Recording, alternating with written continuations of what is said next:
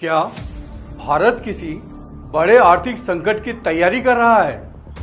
Petrol diesel का संयम से इस्तेमाल करना।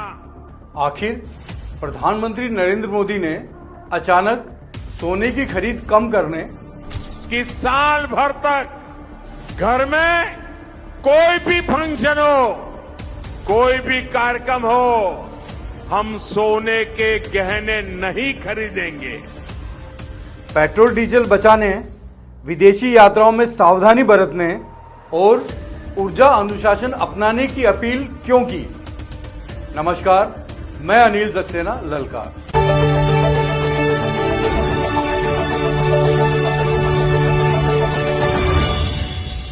क्या दुनिया में बढ़ता तनाव भारत की अर्थव्यवस्था पर प्रभाव डाल सकता है? क्या आने वाले समय में तेल और महंगाई देश के लिए बड़ी चुनौती बन सकते हैं? और क्या प्रधानमंत्री मोदी ने समय रहते देश को एक बड़ा संकेत दिया है? दरअसल इस समय पूरी दुनिया अनिश्चितता के दौर से गुजर रही है। पश्चिम एशिया में बढ़ता तनाव, अंतर्राष्ट्रीय बाजार में कच्चे तेल की कीमतों में उतार चढ़ाव और वैश्विक आर्थिक दबाव ने कई देशों की चिंता बढ़ा दी है। ऐसे समय में प्रधानमंत्री मोदी की अपील सिर्फ एक बयान नहीं, बल्कि आर्थिक सतर्कता और राष्ट्रीय जिम्मेदारी के संदेश के रूप में देखा जा रहा है। प्रधानमंत्री मोदी ने कहा कि देशवासियों को ईंधन बचत, सार्वजनिक परिवहन, कार पूलिंग और गैर जरूरी खर्चों में कमी जैसे कदमों पर ध्यान देना चाहिए। अब सवाल यह है कि यह अपील आखिर क्यों महत्वपूर्ण मानी जा रही है? क्योंकि भारत अपनी जरूरत का लगभग 85% कच्चा तेल विदेशों से आयात करता है। यानी यदि दुनिया में तेल महंगा होगा तो उसका असर भारत के अर्थव्यवस्था पर भी पड़ेगा। महंगा तेल मतलब महंगा पेट्रोल, महंगा डीजल और महंगा ट्रांसपोर्ट। इसके साथ ही महंगी खेती और अंत में आम आदमी की जेब पर पड़ता बोझ। यही कारण है कि विशेषज्ञ ऊर्जा बचत को अब केवल व्यक्तिगत आदत नहीं, बल्कि राष्ट्रीय जिम्मेदारी मान रहे हैं।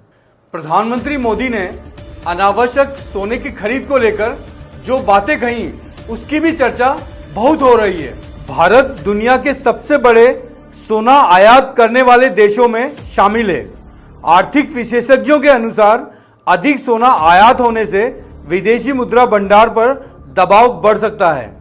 यानी यदि देश का बड़ा पैसा सोने और तेल के आयात में खर्च होगा तो इसका असर भारत की अर्थव्यवस्था पर पड़ेगा। अगर पिछले वर्षों को देखें तो प्रधानमंत्री मोदी लगातार ऊर्जा आत्मनिर्भरता पर जोर देते रहे हैं। एथेनॉल मिश्रण, सौर ऊर्जा, इलेक्ट्रिक वाहन, ग्रीन हाइड्रोजन मिशन, इन सभी योजनाओं के पीछे यही उद्देश्य बताया गया है कि भारत भविष्य में होने वाले ऊर्जा संकट का मुकाबला अच्छे से कर सके। और जब दुनिया में आर्थिक अस्थिरता बढ़ रही है तो प्रधानमंत्री की यह अपील कई लोगों को समय रहते दी गई चेतावनी जैसी दिखाई दे रही है। सोचिए, अगर करोड़ों लोग छोटी छोटी बचत करना शुरू कर दें, अनावश्यक वाहन उपयोग कम करें, ऊर्जा बचाएं, तो इसका असर केवल परिवार के बजट पर नहीं, बल्कि देश की अर्थव्यवस्था पर भी पड़ सकता है। कोविड काल में देश ने देखा कि सामूहिक अनुशासन बड़े संकटों से लड़ने की ताकत बन सकता है। और शायद यही संदेश प्रधानमंत्री मोदी भी देना चाह रहे हैं कि आने वाले समय की चुनौतियों से केवल सरकार नहीं, बल्कि पूरा देश मिलकर लड़ेगा।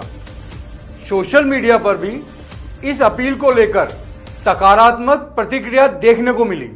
कई लोगों ने इसे जिम्मेदार नेतृत्व बताया, तो कई युवाओं ने ऊर्जा बचाओ, देश मजबूत बनाओ जैसे संदेश साझा किए। हालांकि विपक्ष ने महंगाई और आर्थिक दबाव को लेकर सरकार से सवाल भी पूछे हैं, लेकिन इसके बावजूद यह सच है कि ऊर्जा संकट आज पूरी दुनिया की चिंता बना हुआ है। अमेरिका, यूरोप और एशिया के कई देश वैकल्पिक ऊर्जा और ईंधन बचत पर तेजी से काम कर रहे हैं। ऐसे में भारत यदि समय रहते तैयारी करता है तो इसे दूरदर्शी रणनीति माना जा सकता है। सबसे महत्वपूर्ण बात यह है कि प्रधानमंत्री मोदी की यह अपील केवल बचत की अपील नहीं, बल्कि राष्ट्रीय आर्थिक जिम्मेदारी का संदेश बनकर सामने आई है। सवाल केवल ईंधन बचाने या सोने की खरीद कम करने का नहीं, सवाल आने वाले भारत को आर्थिक रूप से मजबूत रखने का है। हमें एकजुट होकर के लड़ना होगा।